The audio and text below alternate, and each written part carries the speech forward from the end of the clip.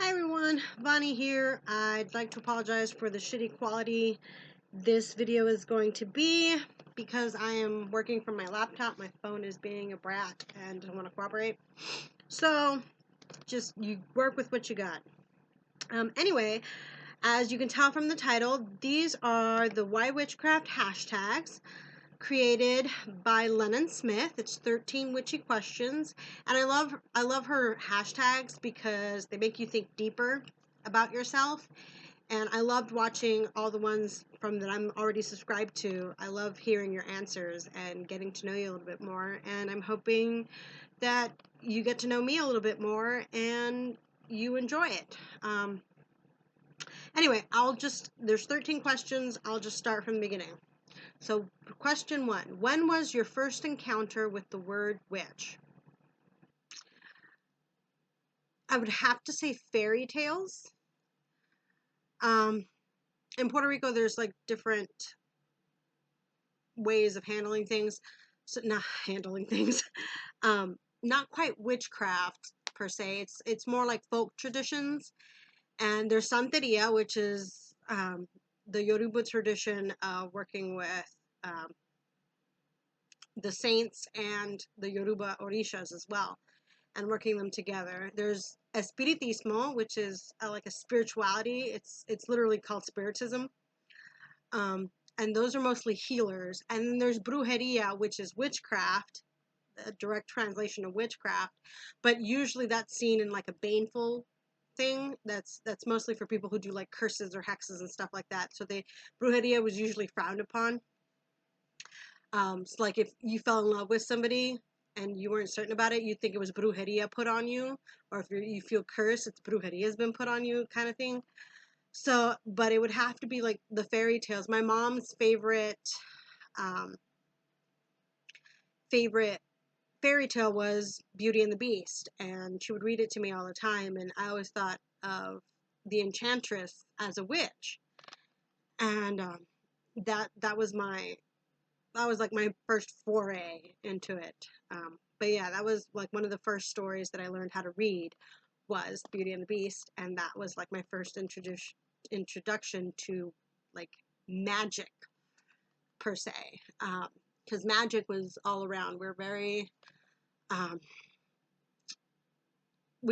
I've like smothered this down, but our dreams were always accurate. Like if my grandmother had a dream, she'd be like, okay, this is what needs to be done. If my mom had a dream, I had a dream, my sister, we all have like our intuition is very high. Since taking medication, it's dulled it down a lot, and I'm trying to get back into it. But that was like my first forays was the magic of the enchantress and witches. That's what I was in fairy tales. That was my first encounter with the word witch. Number 2, what was your first witchcraft path? So when I was 13 and I was very angry and very hurt, I had just started exploring other religions. Um, I studied more before I started practicing, but what led me into the witchcraft that I am in now was Wicca, as if you've been on my channel for a long time, you know. And my practice is still very Wiccan based. There's still a lot of ritual and ceremony, but for the most part, it's kind of like in a back burner. It's like an afterthought. I don't follow all the rules of Wicca anymore. But that was like my main foray into witchcraft path. Witchcraft practice, however, there's a lot of, like I said, folk traditions. Like if there's a spirit in your house, bang pots and pans and yell it to get the fuck out, because you are the owner of that house. They don't fucking pay rent. You get them out. And that was one thing that I learned growing up. Like on New Year's, you dump out water out the back door to wash away all that negative stuff that's been lingering in your house. You eat grapes. You eat 12 grapes, one for each month, and each grape is a wish. So it was just folk traditions that we've had over the years. And I didn't realize was witchcraft until I started practicing witchcraft. So, but my first actual like focus was Wicca, and it's gone by the wayside for the most part, but it's still a big part of my practice. I still refer to it frequently. Number 3, what was your first magical working? I've talked about this on my channel. My first magical working was a love spell. And I was like 14, maybe 15, and it backfired, and all these people started declaring their love for me, and it was not pleasant. I'm not going to get into details because I've talked about it before, but yeah, it was it worked a little too well. I used blood magic for it, and it worked a little bit too strongly. I should have been more specific. And yeah, I'm never doing that again, ever again. Number 4, what is your most important tool in your craft? So me, I'm my most important tool. I've told you this before. My most powerful tool is myself. Your most powerful tool is yourself, your sovereign self. And for me, it's like that sovereignty. There's divinity within me. We are all made from stardust. We have a little bit of source within ourselves, and we can tap into that source. So it can be very powerful. That's why when I use blood magic, it's very powerful, because I'm taking from that source. Blood is within you. That's the water within you. So my most powerful tool is myself. However, if I had to pick a tool, it'd be candles. I am all about that candle magic, and I'm going to make a video about all the candles I own, because it's gotten a little out of hand, just a little bit, maybe. But yeah, it's candles. I love candle magic. I love focusing my energy into the flame. I love when it burns out, and you know that you've done everything you've done. But in essence, my most powerful tool is myself. So, number 5, what is your witchy aesthetic? I'd say it's a cross between, I don't really know, because it just depends on my mood. Like some days I look like I crawled out of bed, didn't take off my PJs, and I normally don't wear any makeup. I haven't worn makeup in years. But when I do, I feel like I'm putting on a mask and I'm gonna play for the world. But in high school, my witchy aesthetic was emo goth, a little bit mix of both. I usually had little pigtails on my head and the long hair, blazers, neckties, that sort of thing. But now it's more like a hippie, Romani type deal with the bracelets and the jewelry and the flowing skirts. Like the stereotypical fortune teller look. That's pretty much what I wear on a regular basis, or not a regular basis, on a more, I don't know how to explain it. On a regular basis, I'm usually in just jeans and a t-shirt, or sweats and a t-shirt, because I live in Minnesota, it's always cold. But if I'm trying to feel witchy, it's the flowy skirts, the flowy shirts, the a mass of jewelry. I love jewelry, but it can get kind of heavy and irritating. I don't sleep in jewelry, but it's just a lot of crystals and beads, and I love it. I love jewelry. That's my witchy aesthetic. But for the most part, it's just like regular. My house looks like a hoarder's house because we have so many books and so many toys, and my witchy room is very basic, so it's just whatever I'm comfortable with on any given day. So what is your favorite witchy hobby or activity?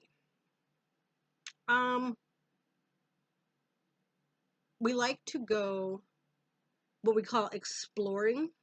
It's a really small town, so there's not a lot of exploring to do anymore.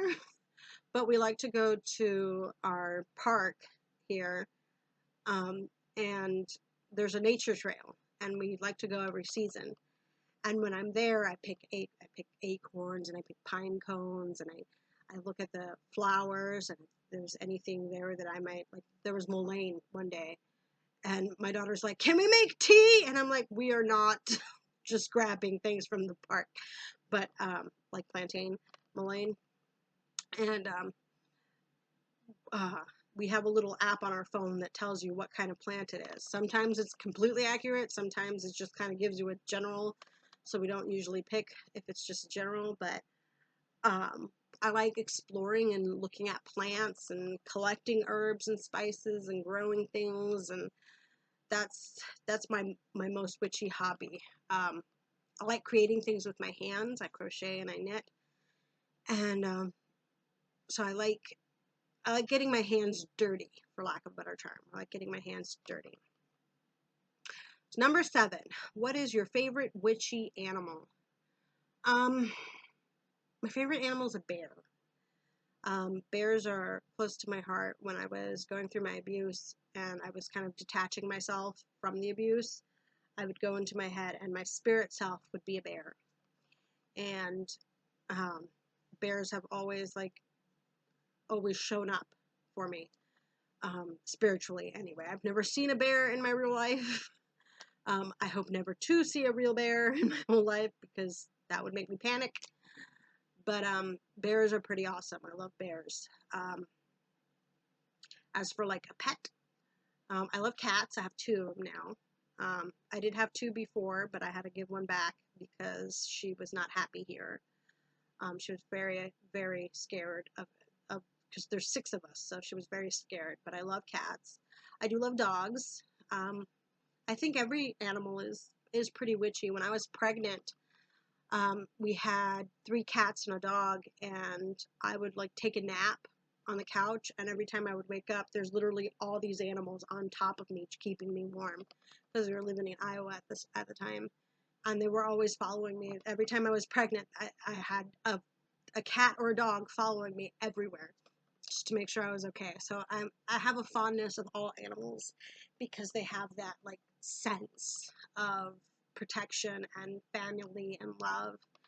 And when we lived in Texas, we had a cat, and I remember one time I was upset because I couldn't pay my bills, and I'm just like bawling, and Dr. Mew just came up and just cuddled me, and he wasn't very cuddly with me. He was very cuddly with Justin, but he was very cuddly with me at that time, and I started crying even harder. I'm like, you understand me. So I'm fond of all animals because I think they're all very magical. So number 8, what is your most memorable magical working? My most memorable, well, that love spell that I did when I was a teenager, that was memorable. But my most memorable would have to be one that I made up on the fly. My best friend at the time, she was going through a bitter divorce.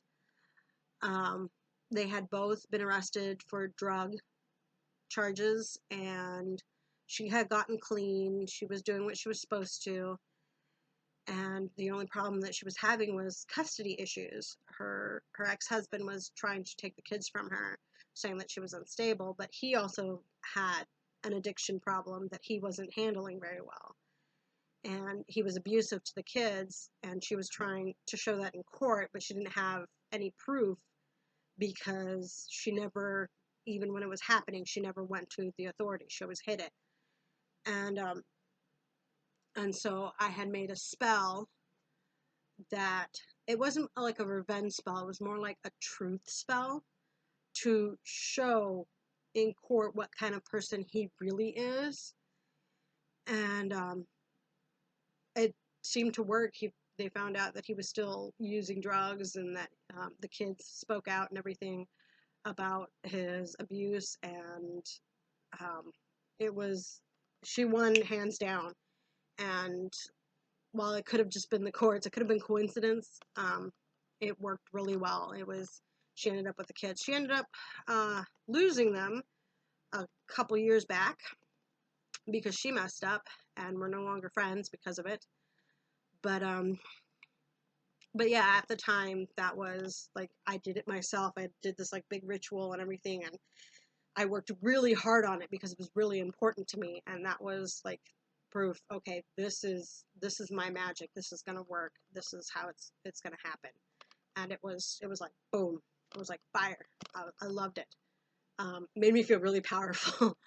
But I've only used it twice, thankfully, because it was a really energy draining spell. I put a lot of the second time that I used it was for another custody battle as well, and it worked really well. I also used hot foot powder during the second time, so it worked really well. So it's one of my favorites, and it's my most memorable.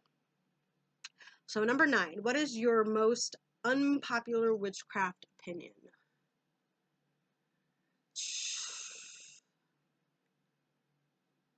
That hexing is okay.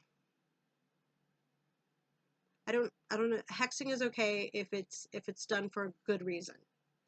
I don't know if that's unpopular opinion. I'm not against hexing. I probably, if I needed to, I usually let things ride out. That's just how I am. But sometimes you need that little extra push. Sometimes you need that little extra power, and I'm okay with that. And I know some people don't like it, but it's just what it is. It is what it is. Number 10, in your opinion, what is the color of magic? Brown. For me, it is brown. The earth is brown. When you mix everything else together, it's brown. It's the earth, it's dirt, it's the darkness. It's brown. uh, when I'm trying to ground myself, I focus on a brown candle. When I'm trying to ground, I focus on a brown candle. When I need earth energies, I focus on a brown candle. If I need calmness, brown. Brown is it's warm, it's cool, it's a little bit of everything. I know it's not a very popular color. People sometimes say white or purple or blue. Brown. For me, it is brown. Everything is brown. I don't know how better to explain it other than it's earth, it's source, it's brown.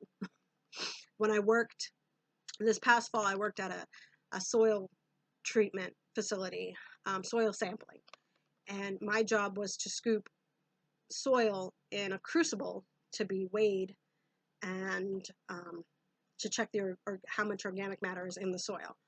So there are so many different shades of brown. This is dirt. So when you think of dirt, it's just, oh, it's brown. No, there was like dusty brown. There was like grayish brown. There was a reddish brown. There was a yellowish brown. And it was just like, and I had 20 crucibles per tray. So it was literally 20 shades of brown. And it was so cool to me to see the different shades and the different types of soil and everything.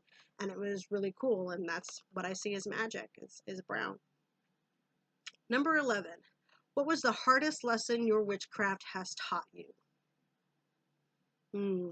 Lesson that witchcraft has taught me, the hardest. I don't know if I have the hardest.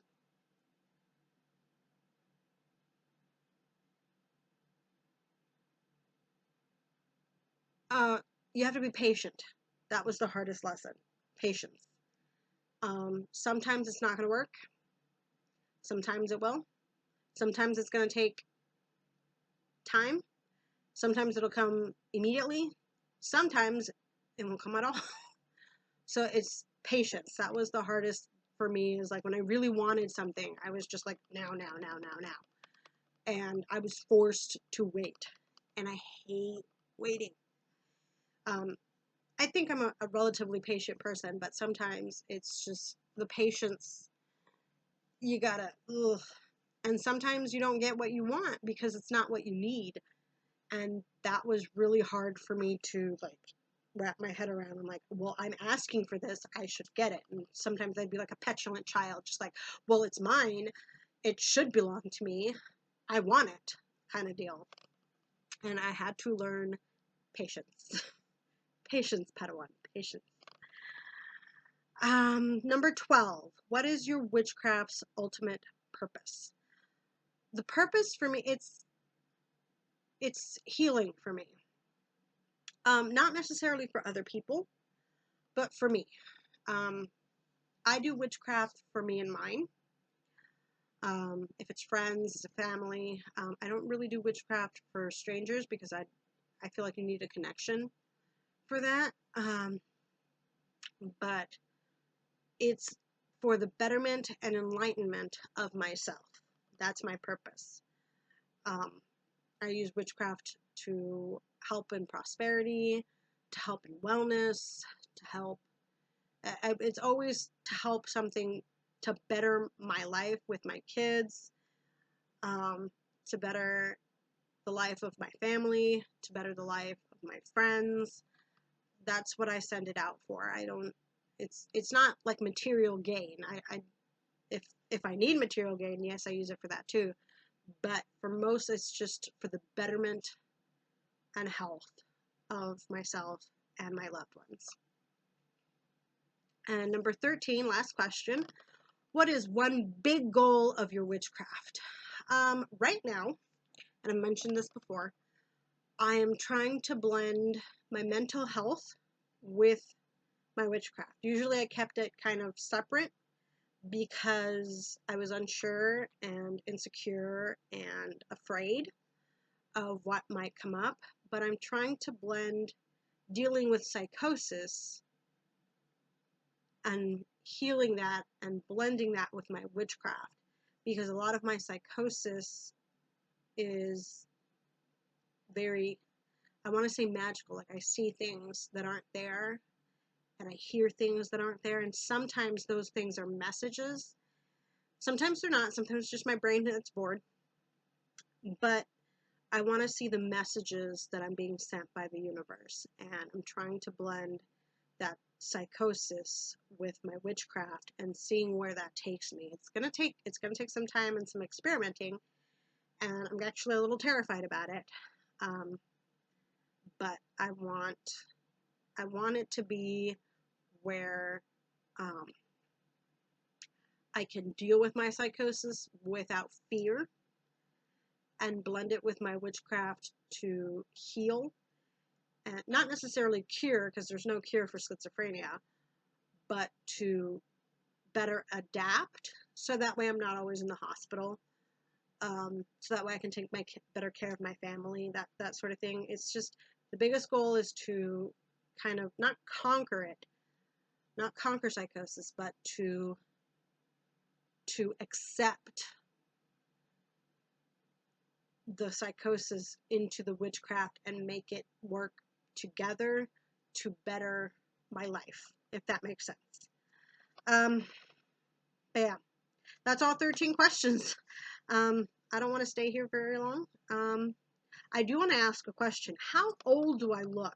You guys know how old I am, but how old do I look? Every time I'm at work, at either a job, everyone's just like, you're how old? You have teenagers? Your oldest is 18? And nobody freaking believes me. Like, the kids visited me at the bakery not too long ago, and they're like, oh, how do you know her? And they're like, she's her mom. And they're like, what? How old are you?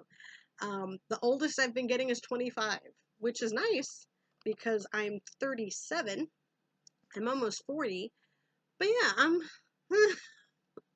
that's one question I want to ask. How old do you think I am? Anyway, I hope you guys have a great day and brightest blessings.